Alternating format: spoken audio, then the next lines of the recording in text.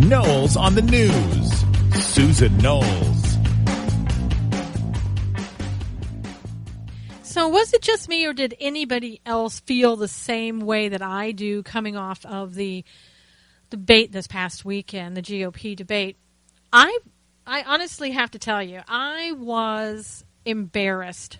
I don't know. I sat there and watched most of it and heard so much name calling, talking over each other, shouting. It was just, I don't know. I don't remember past election cycles where people were doing this, where candidates were doing this to each other. I know there have been sort of heated debates, but not like what we're seeing right now. It's embarrassing to me. And then people getting to the point where they're asking Ted Cruz, "Can you can't speak Spanish?" I mean, what's that all about? It's absurd.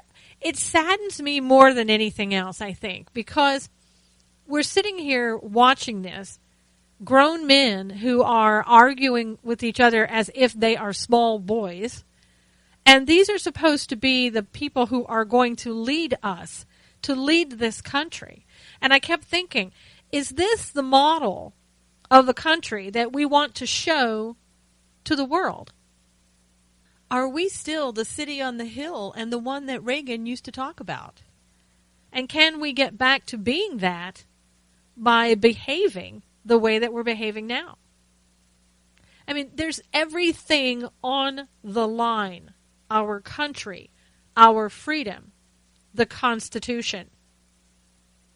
I've heard so many people talk about how, well, you know, the Constitution's already gone. Obama's not following it. Congress doesn't follow it. We need a new leader who can just go out there, put the Constitution aside for the time being, get rid of everything, and then we'll put the Constitution back in place. It doesn't work that way.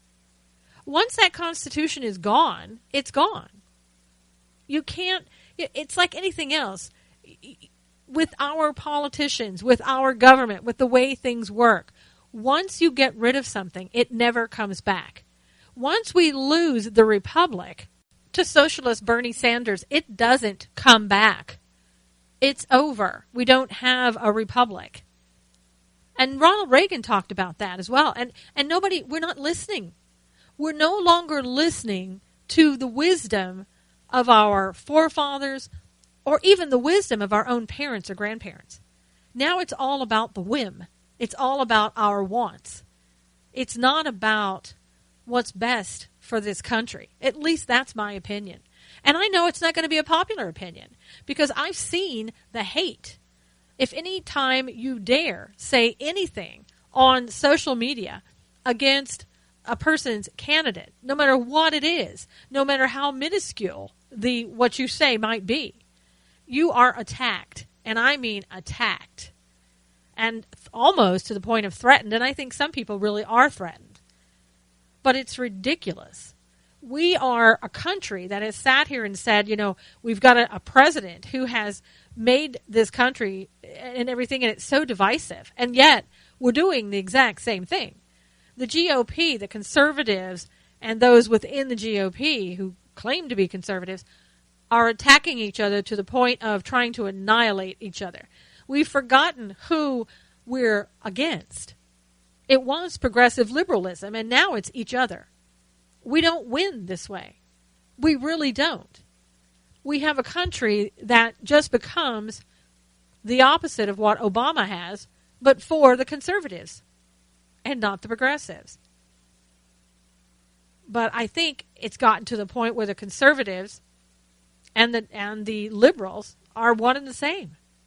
No longer do we have this divide between the progressive left. It's almost as if many on the right have become progressives as well. And those are the ones right now that are leading us to a place that may not be where we want to go. Or are we so full of revenge that we don't care any longer? We just want to go there and get it the way we want it. But is the way we want it really going to happen? Are we really going to stay intact as a nation once this is all over? I also have to say that I I don't know. There was a time when someone passed away, especially someone high-ranking official passed away, that our nation would pause, that our nation would mourn. I saw none of that yesterday for Justice Scalia. Here's a man for 30 years, conservative values on the highest court in the land, and he dies, and it's like, okay, on with the debates. Okay, on with Obama coming out and saying, probably in the most monotone, non-caring voice I've ever heard him say anything in. He could have been reading a laundry list or a grocery store list. It was really nothing. No emotion. And it's probably, I know it was a weekend, but it's probably one of the first times that I saw him without a tie. You couldn't put a tie on to come out and talk to the family and give them your prayers and condolences. You couldn't dress for that occasion. What has happened to us? Where are our morals? Where are our traditions? Who are we? Does anybody truly know? Now, I know there are a lot of people still left that really respect this country and the values and everything in it, but it's not what I'm seeing. And we couldn't wait 5 minutes before the president starts talking about nominating somebody else for the Supreme Court. It's ridiculous. We have got to get a grip on it before we totally lose this nation. And you know what? Maybe it doesn't matter to anybody anymore. Maybe there are so many people out there it doesn't even matter, because many people don't even know the traditions and the values of this country and where we were as a nation. We are in a scary, scary time. We have got to change course before it is absolutely too late for us as a nation. Until next time, it's Susan Knowles with Knowles on the News.